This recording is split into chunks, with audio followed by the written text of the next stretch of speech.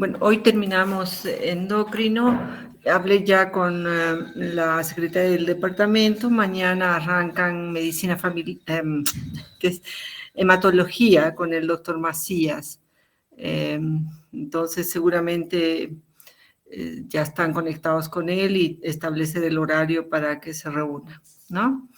El tema de hoy también es un tema que lo han visto en patología, lo han visto en cirugía y han revisado la parte teórica, no solo el área quirúrgica con cirugía, ¿verdad? Entonces, vamos a hablar de la alteración estructural que puede ser designada con el nombre de nódulo o tumor tiroideo o nódulos tiroideos, que puede ir o no acompañada de agrandamiento de tiroides. Quiero que quede claro eso porque yo puedo tener un nódulo de 1 centímetro de hallazgo casual, a eso se les llama incidentaloma, o sea, por otro estudio se encontró, no porque hayamos palpado. Acuérdense, el volumen de cada lóbulo en centímetros es 3.5 a 4 en longitud, 2.5 en ancho, y entonces un nódulo de 1 centímetro puedo no tocar, puedo no palpar al examen clínico. Entonces, el objetivo de cuando evaluamos estos cambios estructurales, que designando con el nombre de nódulo, tumor tiroideo o nódulos, porque puede no ser uno solo, nuestro objetivo final, nuestra meta, es establecer que estemos ante un nódulo de características benignas o de características malignas. Benignas, probablemente lo que vayamos a hacer es un proceso de observación periódica para ver la evolución de ese nódulo, y miles de nódulos no se operan. En cambio, aquel que tiene características sospechosas de malignidad, en este diagrama de las fotitos de las ecografías, justo hemos traído a colación las características ecográficas de malignidad: bordes irregulares, hipoecogénico, calcificaciones gruesas, ¿no? Esos son los datos ecográficos que nos van a decir, este nódulo va a ir a tratamiento quirúrgico para buscar la solución al problema. Entonces, ese va a ser nuestra meta. Nódulo que palpemos, que la paciente se haya visto al espejo, que un familiar haya visto, o que casualmente, incidentalmente, lo hayamos encontrado en una tomografía, en una ecografía cervical por cualquier otro motivo, y tenga sospecha de malignidad. Finalmente, para la mayoría de los casos, el tratamiento quirúrgico es el tratamiento de este paciente, ¿no? Ese va a ser nuestra meta, nuestro objetivo. Evaluar un nódulo para descartar la posibilidad y si es un nódulo pequeño, con características de benignidad, regular o quístico, si es sólido pero regular, quístico, de un tamaño pequeño, menor de 2 centímetros, es un nódulo que va a ir a vigilancia y nada más. No se plantea la cirugía. Yo puedo tener también un nódulo que sea grande, de 4 o 5 centímetros, pero un nódulo uniforme, de bordes bien netos, sólido, isoecogénico. Probablemente planteemos la cirugía por el tamaño del nódulo, pero no por la sospecha de malignidad. O que en los controles ecográficos haya demostrado un crecimiento con características de benignidad, pero con crecimiento del mismo. Entonces, hasta aquí, todo nódulo va a ser evaluado para descartar la posibilidad de malignidad, porque la cirugía le va a otorgar posibilidad de curación en la mayoría de los casos. La siguiente, por favor. Entonces, en general, los cánceres tiroideos, el de tiroides, es de los endocrinos el más frecuente. Pero de todos los tumores malignos, como dice la diapositiva, solo es el 1% de todos los tumores malignos. Ahí están incluidos ovario, endometrio, próstata, colon, estómago, vías biliar, todo, mama, ¿no? Ese solo es 1% de todos esos, pero de los endocrinos es el tumor más frecuente. Otra vez nosotros las mujeres, porque la patología tiroidea es más frecuente en nosotros, seguimos llevando la delantera. Para varones 0,8 a 5 cada 100.000 y para mujeres, mire, 1,9 a 19 a 100.000 habitantes. La clasificación esta, ustedes ya la han aprendido para su examen, esta no por nada lleva la delantera y está en primera en la clasificación porque es el más frecuente, el folicular en segundo grado, que son carcinomas diferenciados. El indiferenciado o anaplásico y el medular en menor cantidad. Se han planteado, no existe un causal claro, y que decir, esta es la causa de este cáncer, salvo en las neoplasias endocrinas múltiples, que sabemos que hay una genética autosómica dominante, pero en la mayoría de los cánceres, cuando siempre nos preguntan los pacientes, ¿y por qué? Pues no podemos darles una respuesta, decir, este es el factor. No, pueden haber factores de irradiación externa que los vamos a describir. Yodo deficiencia para los foliculares parece tener algo de influencia a través de lo que genera con la TSH, vamos a referirnos un poquito. Y hoy día, no en nuestro medio, porque esa es otra nuestra realidad, el estudio de los oncogenes ha ayudado mucho al enfoque terapéutico de mayor o menor agresividad que debemos tener frente a oncogenes agresivos. Lamentablemente en nuestro medio, para en cáncer de mama, por ejemplo, que es un cáncer tan frecuente, para hacernos un estudio genético tenemos que salir fuera del país para que nos tipifiquen, ¿no?, la posibilidad de herencia y todas esas cosas. En tiroides, mucho más lejana la posibilidad. Algunos países están haciendo, la queja nuestra en los simposios siempre es el costo y la falta de accesibilidad a estos estudios de proto-oncogenes, estudios genéticos de estos tumores. Pero bueno, sabemos que en eso se ha avanzado mucho, pero no es accesible para nosotros aún. Seguimos. La siguiente, por favor. A ver, este es un resumen interesante porque podemos, si tenemos claro este panorama, podemos haber aprendido los 4 subtipos más frecuentes de cáncer tiroideo, ¿ya? Entonces, le echemos una mirada a este resumen. Papilar, el más frecuente, folicular le sigue en frecuencia, y vamos a describir después cada uno de estos. La edad y todo, es muy buen resumen esta diapositiva. El medular 3% y el anaplásico el 2%. No nos vamos a detener porque vamos a hacer un poquito de descripción de cada uno de ellos. Ustedes ya están ingresados en este tema porque en patología y cirugía lo han visto, entonces ya estamos. Va a ser más fácil. Vamos a la siguiente. Bien. En general, ¿qué factores de riesgo hay? ¿A qué población nos vamos a dirigir para la pesquisa? O cuando viene alguien ya con un nódulo, no dejemos de ver estos aspectos, la historia familiar.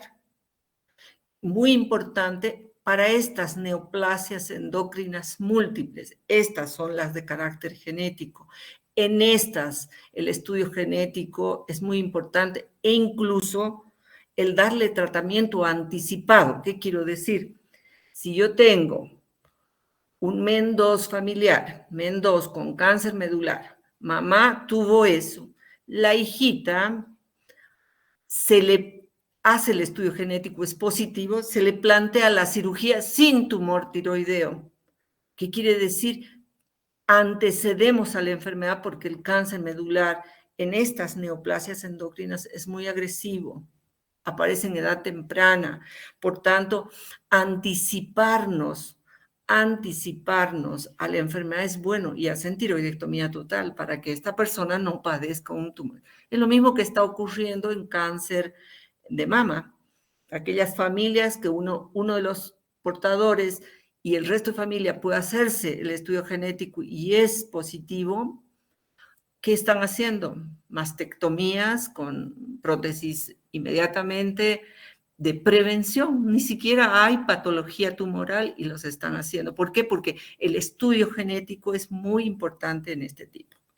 Entonces, sobre todo para estas cánceres medulares asociadas a estas dos neoplasias endocrinas múltiples, tiene mucha importancia en los antecedentes cuando estemos confeccionando la historia. Y tu mamá o papá relatar, buscar estos datos en la historia clínica.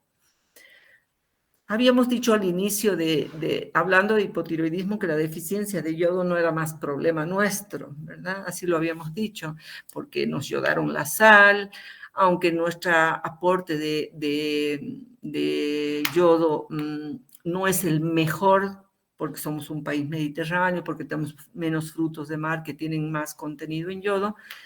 Lo cierto es que no tenemos que dejar de pensar en que para algunas neoplasias, esta deficiencia puede promover, no tengo lo suficiente de yodo, ¿qué le va a pasar? No voy a elaborar lo suficiente cantidad de hormona tiroidea, ¿y qué le va a pasar a la TSH? Se va a subir. ¿Y qué es la TSH? Es una hormona estimulante tiroidea. Si yo tengo la condición genética facilitadora para estas neoplasias, esta TSH, a consecuencia de la deficiencia de yodo, podría ser un factor de crecimiento tumoral. ¿Ya? Y aquí hay una referencia de cuál debería ser la ingesta correcta de yodo dietario. Nosotros estamos promediando el 160 diario, ¿ya? Entonces sí va a seguir siendo considerado como un factor de riesgo, pero sobre todo la parte de historia familiar y genética es mucho más importante. Por favor, la siguiente. Otros factores de riesgo. Esto, ¿sí? Antecedentes de radiación. Este dato es fundamental. Dice, pacientes con enfermedades hematológicas tratadas con radioterapia, por ejemplo, un linfoma, ¿no? Aumenta el riesgo 36 veces más. Dice así. Sin embargo, cuando las dosis expuestas de radioterapia son bajas, disminuye la posibilidad. Niños especialmente vulnerables, o sea, aquel niño que recibió o que es cobaltoterapia por X patología, no debemos dejar de observar y de ser un factor tomado en cuenta hasta 10 años después de haber tenido la radiación por la enfermedad X que ha recibido. Entonces, el periodo de latencia es prolongado hasta 10 años. Un niño que a los 10 años recibió radiación o cobaltoterapia por un linfoma, pues 10 años más tenemos que hacer de vigilancia por eso. Esto, sin embargo, si bien es un antecedente de radiación, en relación, cuando analizamos los casos de cáncer, solo en el 10% de los casos de cáncer tiroideo encontramos este antecedente. Al parecer tiene importancia, pero tampoco parece ser el factor único. Otro factor que fue muy claro, que fue el antecedente de radiación en abril de 1986 que recibió Chernóbil. Se liberó yodo en cantidades impresionantes. Empezaron a aparecer los años siguientes tumores muy agresivos. Y esta cifra habla claramente de la influencia que tuvo esta inmensa irradiación. Para 1990, hasta 1990, se tenían 100 casos por año. Miren, para el año 2000, ¿cuántos casos? 1.800. Lo que indica que evidentemente este accidente que ocurrió, nuclear, que ocurrió en Chernóbil, fue un factor importante porque en estas áreas asiáticas aumentó la incidencia de cáncer en forma importantísima. Vamos, ya hemos visto factor genético, hemos visto deficiencia de yodo, antecedentes de radiación evidente a través de estos datos. La siguiente, por favor. Bien, vamos a hacer una pequeña descripción de cada uno de los cánceres que ya ustedes los han visto, ¿no? El papilar, el más frecuente, eso no nos tenemos que olvidar, casi el 80% de todos los cánceres papilares es un cáncer diferenciado igual que el folicular, ¿no? Rasgos nucleares distintivos, tiene características, núcleos agrandados, pierden la centralidad, se hacen polarizados, hay células que marcan tiroglobulina y hay un factor de transcripción genético, el TTF1, que es positivo. Este factor de transcripción lo que hace es regular la producción de tiroglobulina y anticuerpos TPO y son positivos en este carcinoma papilar. Mayor incidencia en mujeres.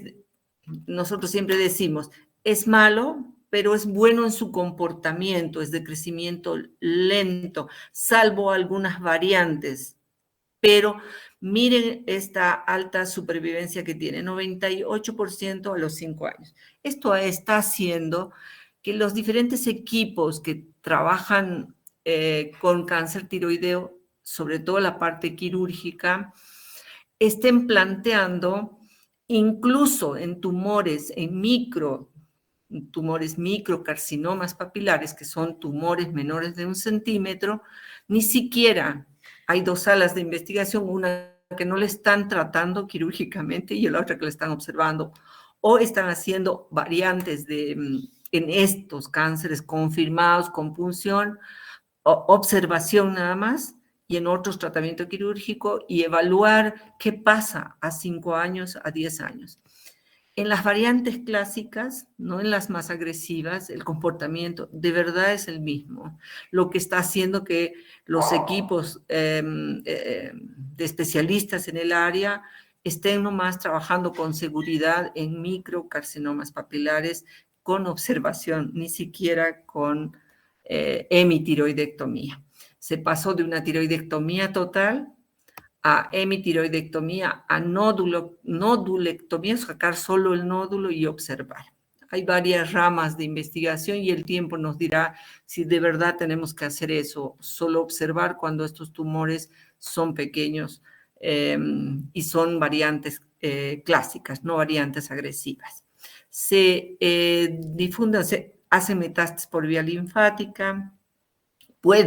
Podemos descubrir un carcinoma papilar a través de un nódulo que corresponde a una adenopatía, sí, y después cuando hacemos la ecografía visualizamos el nódulo en la tiroides, sí, puede pasarnos eso. La siguiente, el carcinoma, la siguiente por favor.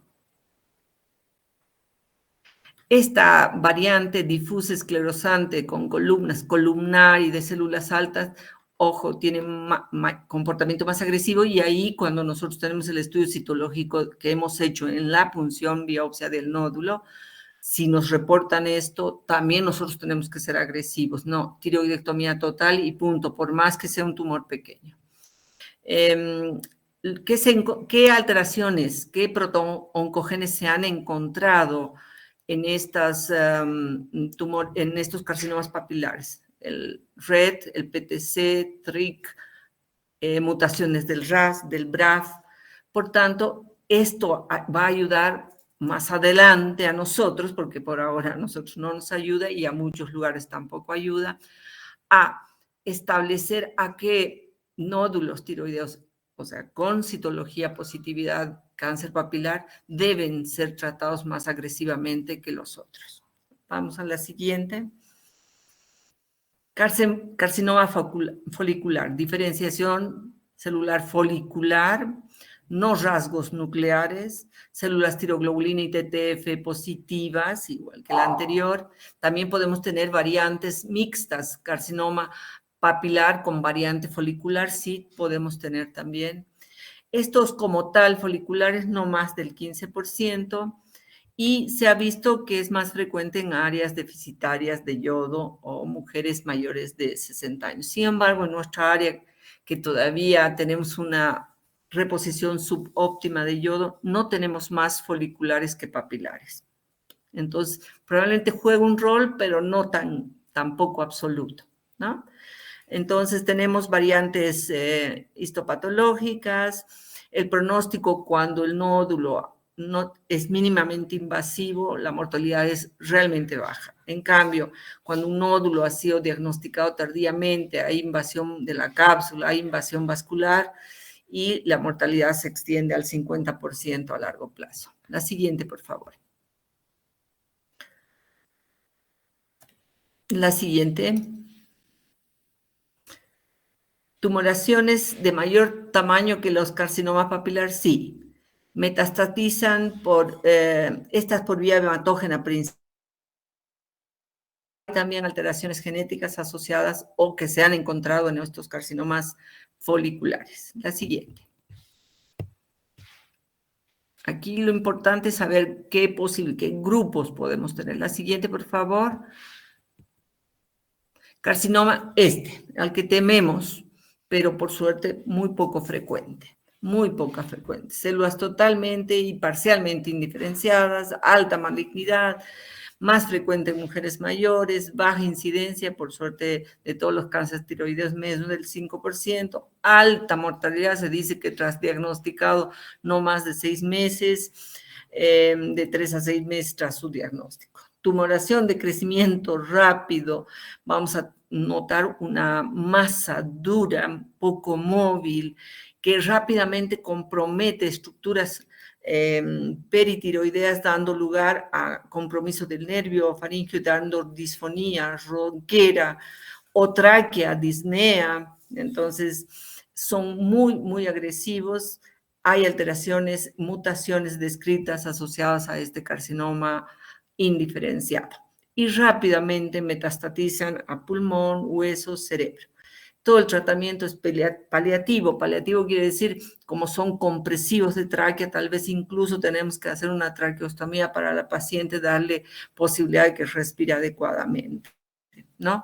O en caso de metástasis en hueso muy dolorosas, hacer radioterapia externa, radioterapia convencional, cobaltoterapia, para disminuir el dolor que estos pacientes tienen. La siguiente, por favor. Medular. Aquí tenemos que saber que el carcinoma no está en las células foliculares, está en las células parafoliculares, estas células C que producen calcitonina, convirtiéndose en este caso la calcitonina un marcador para el diagnóstico y también para el seguimiento. Habitualmente, dice, se localiza en el tercio medio de los lóbulos, 5 a 10% del total. Muy importante, produce esta sustancia que dosificándola podemos hacer un diagnóstico diferencial con las otras neoplasias. Debemos hablar de dos tipos de carcinoma medular, el esporádico y el formando parte de las neoplasias endocrinas múltiples. Formando parte de las neoplasias endocrinas múltiples, y el carácter genético es autosómico dominante. En cambio, este es esporádico, su nombre dice, hay proto-oncogenes identificados. Las diferencias básicas son, estas se diagnostican a tempranas edades, en cambio estas se presentan en adultos más grandes, en personas mayores. Ambos, dependiendo del tamaño, van a dar, si son grandes el tamaño, van a dar síntomas compresivos. Y a veces en su contenido tumoral secretan hormonas polipeptídicas, y uno de los síntomas que pueden dar estos pacientes es diarrea por este polipéptido vasointestinal. 50% metastatizan por vía linfática. ¿Ya? Vamos a la siguiente. De estos familiares, de las neoplasias, que hay que tener mucho cuidado, y que les he dicho, el tratamiento incluso es tratamiento de prevención. Si se identifican familias portadoras de carcinoma medular formando parte de las neoplasias endocrinas múltiples, se hace tiroidectomía preventiva a la paciente o al paciente. ¿Ya? Y luego su tratamiento sustitutivo a todos van a ir, si les hacen tiroidectomía total, todos van a ir a un tratamiento sustitutivo de por vida. Estos pacientes, el comportamiento de estos tumores, además asociados a otras neoplasias, es muy agresivo. Por tanto, debemos hacer un tratamiento, un diagnóstico muy temprano e incluso tiroidectomía profiláctica en caso de constatarse el carácter genético de estas neoplasias. Siguiente, por favor. Tumores más raros. Hemos tenido un linfosarcoma en tiroides o un linfoma tiroideo puro. Cosas rarísimas, muy poco frecuentes, pero no improbables, por algo están aquí, y son como cualquier tratamiento, como cualquier otro linfoma, tratamiento de quimioterapia, combinada con radioterapia, y por suerte son de muy buena evolución, dependiendo también de la variante, ¿no? Del linfoma que se presente. Vamos, la siguiente, por favor. Hay que tener mucho cuidado en este, sobre todo a pacientes que son portadoras de tiroiditis de Hashimoto y además presentan un nódulo. Por eso el seguimiento de estas tiroiditis de Hashimoto que presentan superficies irregulares o se palpan nodulaciones, tiene que ser más agresiva que una persona que no tiene tiroiditis de Hashimoto. Entonces, acá es muy importante esta diferencia, factor de bajo riesgo o de alto riesgo. En esto se está basando un poco a quién vamos a hacer solo tiroidectomía y no complementar con radioiodoterapia, y a quienes que califican para alto riesgo le vamos a hacer tiroidectomía más radioiodoterapia complementaria. Entonces, la edad es un factor que aumenta el riesgo. Cuanto más la edad, más el riesgo. El tamaño. Acá dice 4 centímetros. Otros estudios plantean 3 centímetros. Es de 4. Un tumor grande, un tumor más chico, menos riesgo. Si la enfermedad está a ambos lóbulos, más riesgo. Menos riesgo, de alto riesgo, quiero decir. Bajo riesgo cuando es solo de un lado y es pequeño. Si el tumor en el momento del diagnóstico ya tiene extensión a los ganglios peritiroideos o no tiene extensión, por supuesto, si hay extensión, más alto será el riesgo. Invasión vascular y capsular, no invasión de estos. No hay metástasis linfáticas, hay metástasis. Las variantes altas de células columnares son más agresivas, hemos dicho. Tumor encapsulado, papilar quístico, menos o de bajo riesgo, menos riesgo. Poco diferenciado, más alto riesgo. Grado histológico bien diferenciado, baja su riesgo. Tiroglobulina aumentada. Si en el curso evolutivo, después de la tiroidectomía, yo encuentro en los diferenciados tiroglobulina alta y alta y alta, quiere decir que hay tejido tiroideo en algún lado y hay que buscarlo para proceder o a la extirpación o a la radioiodoterapia. Cuando yo tengo un varón que en el varón toda la patología en general tiroidea es menos frecuente, pero el hecho de que sea varón aumenta el riesgo del cáncer tiroideo diferenciado. Tiroglobulina no detectable o que está menos de 1, como si no tuviera tejido tiroideo en ningún lado, por supuesto, nos está hablando de que no hay tejido tiroideo remanente o no está creciendo un tejido en ningún lado. Cuando hay historia familiar de carcinoma de tiroides, siempre la agresividad es mayor. ¿Listo? Entonces, un poco poner en la balanza el momento del planteamiento de tratamiento, poner en la balanza todos estos factores para ser más agresivos o menos agresivos en el tratamiento quirúrgico. Por favor, la siguiente. Bien, para el diagnóstico. Nos interesa. En el diagnóstico tenemos estos 4 elementos, ahorita no los vamos a describir por uno, sino por separado, pero son estas 4 cosas que tenemos que hacer. La exploración clínica, y ahí incluye un buen examen clínico, interrogatorio, antecedentes y todos los datos. Ecografía, si requiere punción, ojalá complementar en la misma ecografía una elastografía. Por favor, vamos a ir uno por uno describiendo lo que hacemos para el diagnóstico. La siguiente, por favor. Ya, en la exploración, entonces, vamos a sospechar cuanto más grande, así hace rato lo dijimos en la diapositiva anterior.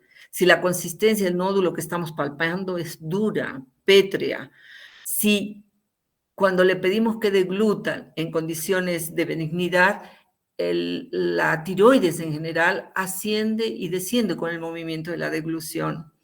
Si esto no ocurre, está fija, adherida a los planos profundos, es sospechoso. Si además acompañan palpación de nódulos cervicales, laterocervicales que nos estarían hablando de estas adenopatías, más sospecha de malignidad. Y un dato muy interesante de invasión, de agresión, es que comprometa las cuerdas vocales, no en realidad la cuerda misma, sino al nervio que compromete y que va a darnos el tono de la visión, de la voz. Entonces, si además tenemos disfonía o afonía, ojo, todos estos datos al examen clínico me tienen que hacer sospechar mal. Y ahondar en todos los estudios siguientes para descartar o confirmar el hecho de que tenemos un nódulo que es neoplasia maligna. Siguiente, por favor. Ayer ya vimos que el coadyuvante más importante en la evaluación es una ecografía, no irradiación, accesible, bien hecha, nos da excelentes elementos. Y si aquí le adhiero además la elastografía, porque el Doppler dejó de tener gran importancia en los nódulos sospechosos de malignidad. Entonces, vamos a aprender, seguro ya han visto en imagenología, qué nódulos van a ser sospechosos de malignidad, alta sospecha, calcificaciones, hipoecogénico, bordes irregulares, anfractuosos, independiente del tamaño, chicos. Puedo tener con todos estos detalles un nódulo chiquitito, pues es sospechoso de malignidad.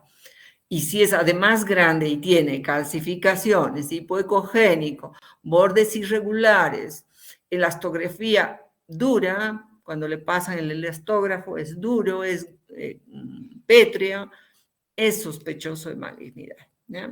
La siguiente. Y finalmente, habiendo elegido este nódulo sospechoso, que lo podemos en las imágenes ecográficas, nos puede informar con los TIRADS, nos puede informar con riesgos rojo, amarillo y verde, no importa. El tema es que aquel que tiene sospecha baja o alta de malignidad, debemos hacerle la punción. O sea, sospecha de malignidad ya es un dato de que no podemos decir, ay, no, vigilaremos, en 6 meses haremos una ecografía. No. Si nos ponen, no tiene sospecha de malignidad, nódulos de aspecto benigno, o nos ponen nódulo indeterminado, requerimos vigilancia y hay que repetirle la ecografía. A los con sospecha de malignidad tenemos que hacerles la punción, aspiración aguja fina, ¿verdad? Tiene una sensibilidad especificidad 95%, es una prueba diagnóstica que ha hecho que mucha gente ya no opere gran cantidad. Todo nodulito antes se operaba de la tiroides, hoy no. Los que se van a operar son nódulos o grandes con signos de benignidad pero compresivos, o aún siendo pequeños con signos sospechosos de malignidad. Eso hace que se opere lo que se tiene que operar, ¿ya? Por tanto, el estudio que vayamos a hacer a través de la punción de aspiración es el estudio requerido. No solo vamos a punzar el nódulo, podemos también punzar aquel ganglio o adenopatía cervical que nos está sospechando de que el cáncer ya está extendido a la región laterocervical o a los ganglios peritiroideos. Entonces, esta punción también puede hacerse con ellos. La siguiente. La elastografía, les decía, es como un aditivo ecográfico, así como lo pone en el Doppler, se puede adicionar la elastografía y también ayuda mucho, pero también tenemos que pensar, miren la especificidad 96 al 100. Ojo que algunas tiroiditis, las tiroiditis de Riedel, sobre todo aquellas que tienen intensa fibrosis, pueden también tener una elastografía de dureza, pero la imagen va a ser diferente. Esta imagen ecográfica chiquitita, hipoecogénica, bordes irregulares y además elastográficamente duro, rígido, nos habla de la gran sospecha de malignidad, ¿ya? El valor predictivo es independiente del tamaño y de la localización del nódulo, efectivo en el diagnóstico de lesiones foliculares determinadas, no es útil, claro, si tenemos calcificaciones peritiroideas, porque puede haber un nódulo de años que tiene una calcificación alrededor, pero es una calcificación diferente a la calcificación de sospecha de malignidad. Se llama también en cáscara de huevo, toda la periferia se ha calcificado, diferente eso. Y ahí la elastografía pues no va a ser útil porque está calcificada todo el borde, pero todo el nódulo es bien regular, quistes, pocios multinodulares, nódulos adicionados uno al lado del otro, ¿ya? Contiguos, tampoco no es de gran utilidad, pero los nódulos sueltitos, donde se puede adicionar este artefacto de gran ayuda, hay que hacerlo. Vamos, la siguiente. La elastografía se puede dividir, se puede interpretar en colores o se puede interpretar también hoy en medición cuantitativa. Este es a colores, un elastógrafo a colores, ¿ya? Entonces, cuando sospechamos de malignidad, alta sospecha de cáncer, posible cáncer invasor, el color, la intensidad del color avisa en este caso. Por eso es un método colorimétrico. Hay el otro método actual, tiene una medida de dureza, ¿ya? En números. La siguiente. Bien, ya estamos en lo final. Una vez que hemos diagnosticado, hemos hecho el examen clínico, hemos hecho la ecografía, hemos hecho la punción porque había sospecha de malignidad y tenemos el diagnóstico. Si nuestro diagnóstico es cáncer papilar, pues no hay otra. Y en los cánceres indiferenciados se evaluará costo-beneficio, agresión. Si tenemos todas las estructuras invadidas, adheridas, vamos a hacer unos horrores en la cirugía tratando de sacar todo el tejido. Y acuérdense, tenemos los vasos muy importantes laterocervicales, vena, arteria carótida, nervio, y bueno, vamos a darle peor calidad de vida los últimos meses de vida a la paciente. Entonces, cuidado en no poner en la balanza, ¿no?, todos estos factores. Pero en los que son más frecuentes, el papilar y folicular, es importante. No voy a discutir en esta diapositiva lo que probablemente los cirujanos ya le han planteado. OEM y tiroidectomía en tumores menores de 1 centímetro.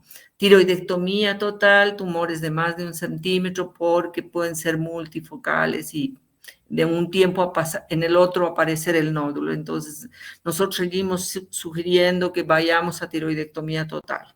Es cuestión de siempre manejar en equipo y analizar por separado factores de alto riesgo versus factores de bajo riesgo.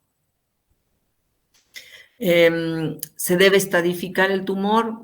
Generalmente, si ganglios más estaban sospechosos, el médico va a ir a extirpar los ganglios peritiroideos y con eso evaluar la estadificación y mandar probablemente a lo que viene después, que es un complemento quirúrgico en caso de que el tumor no ha sido solo confinado y no es menor de 1 centímetro y no ha sido solo confinado a la glándula tiroidea. ¿Ya? ¿Qué quiero decir? Que estamos de acuerdo que tiroidectomía sola, sin radioioterapia complementaria en tumores menores de 1 centímetro, sin invasión capsular, sin invasión vascular. En eso estamos de acuerdo con los cirujanos. Pero si tenemos un tumor mayor de 1 centímetro con invasión vascular, invasión capsular y que ya hay metástasis ganglionar peritiroidea, ahí sí o sí tenemos que ir a complementar con radioiodoterapia. La siguiente, por favor. Entonces no vamos a discutir qué extensión, qué no extensión, eso ya lo han visto con cirugía. Radioiodoterapia va a ir como objetivo a destruir el tejido residual que puede no ser incluso visible al ojo del cirujano, pequeñas láminas en el intento de preservar las paratiroides y que no tengamos otro problema más después de salud, después de la tiroidectomía, quedan pequeñas láminas no visibles de tejido tiroideo que se plantean, debemos destruirlas a través de este material radioactivo que es el yodo 131. Si yo he destruido todo el tejido tiroideo, más extirpado los ganglios peritiroideos y que además han sido positivos, no debería haber tiroglobulina. La tiroglobulina debería ser indetectable, ¿verdad? Indetectable. Pero cuando en el seguimiento la tiroglobulina empieza a subir, tenemos que volvernos a replantear, es decir, buscar dónde está ese tejido que es tiroideo. ¿Está en los ganglios peritiroideos o ya está a distancia? Y eso lo hacemos a través de un rastreo corporal total después del yodo radioactivo. El rastreo corporal le dan el yodo y el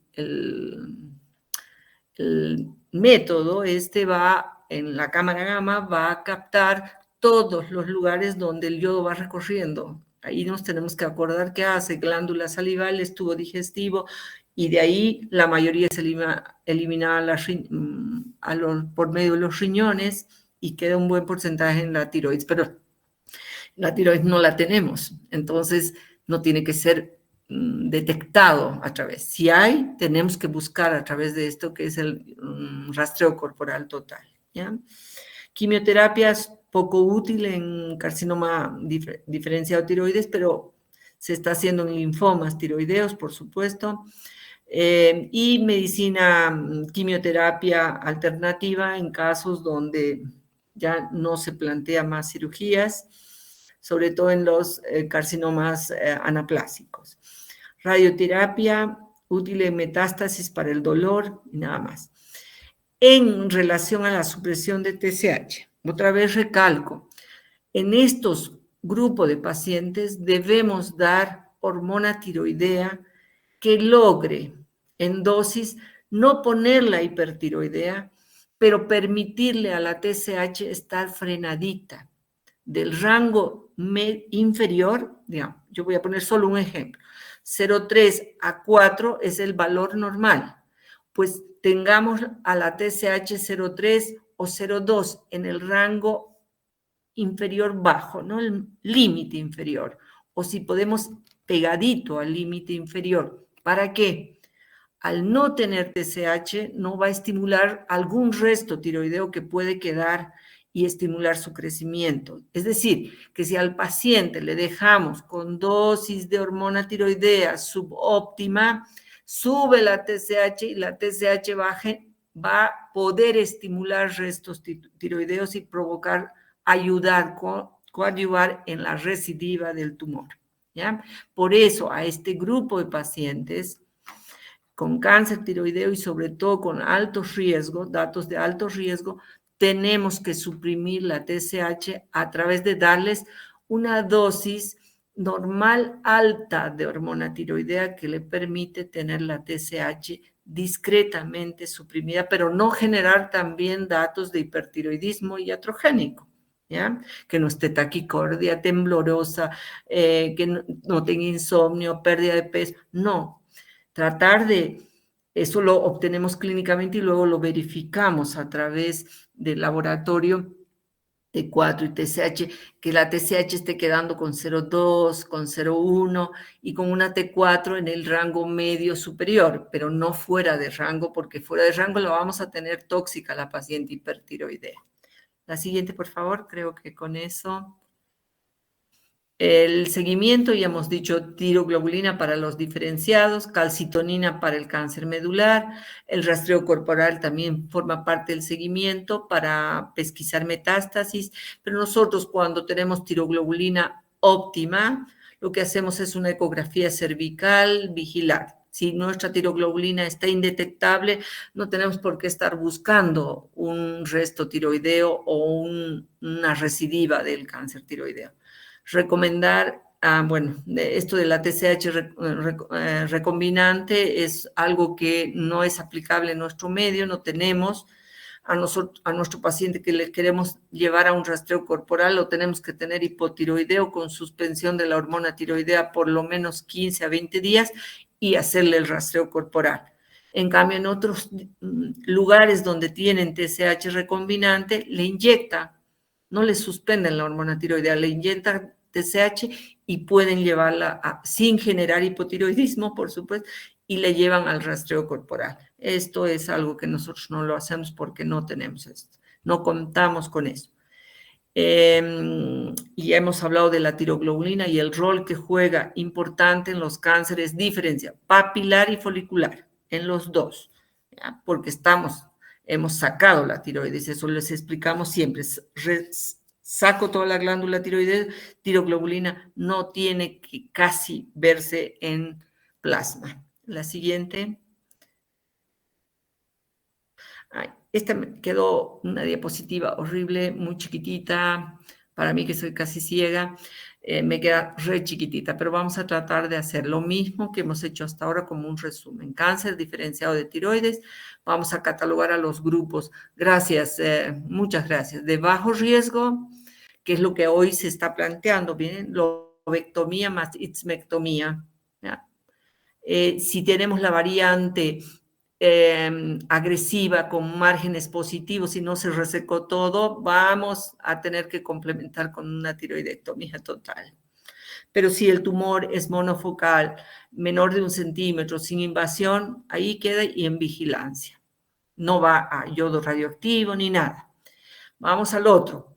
Alto riesgo, tumor grande, antecedentes familiares, hay radioterapia de por medio, no nos tenemos que olvidar todas las cosas que tenemos que hacer y va a ir a rastreo con dosis terapéutica, o sea, le voy a dar un complemento yo radioactivo que destruya cualquier resabio que haya quedado y después a rastreo corporal TOD y vigilancia con tiroglobulina.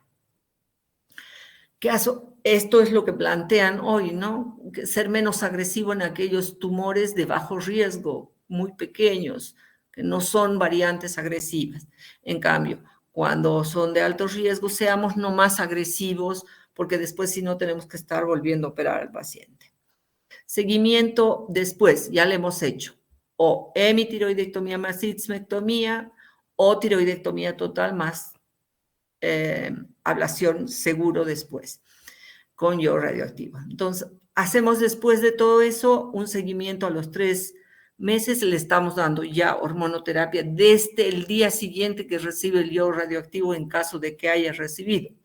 En caso de que no haya recibido, como está ALA, no ha recibido yodo radioactivo porque no ha sido necesario, tumor pequeñito de bajo riesgo, en ese caso le vamos a pedir una ecografía y una tiroglobulina cada cierto tiempo.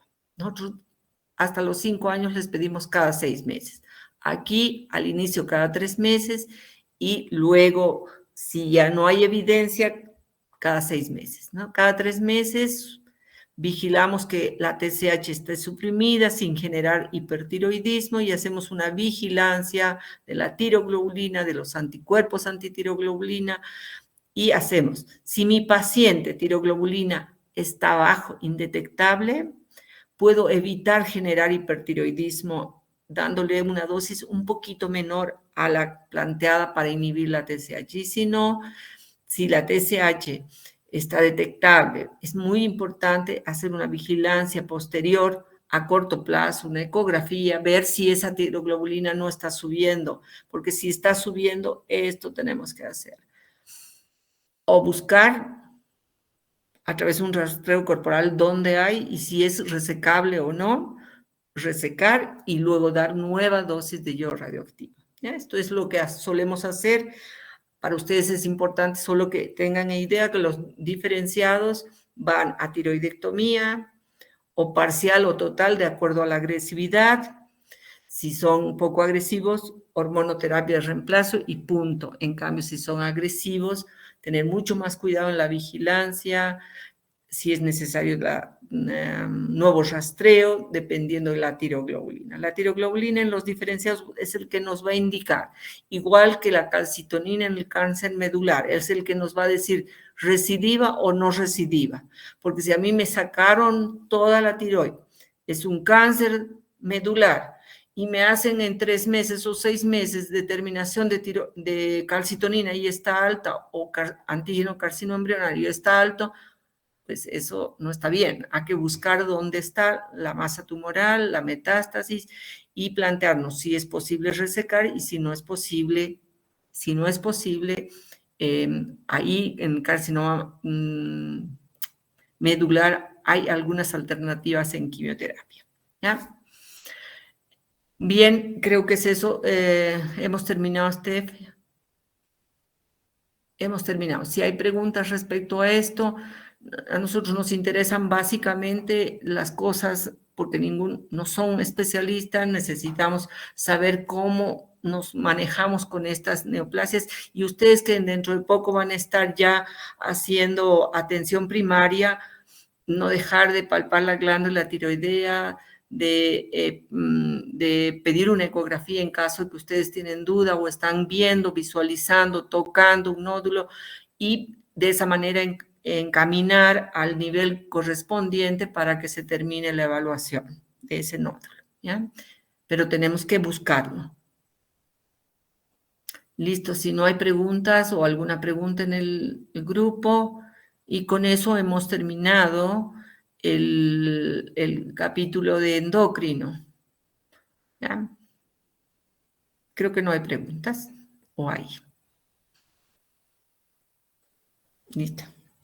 Bien, chicos, buenas noches, que estén bien y nos estaremos viendo en el examen tercer parcial.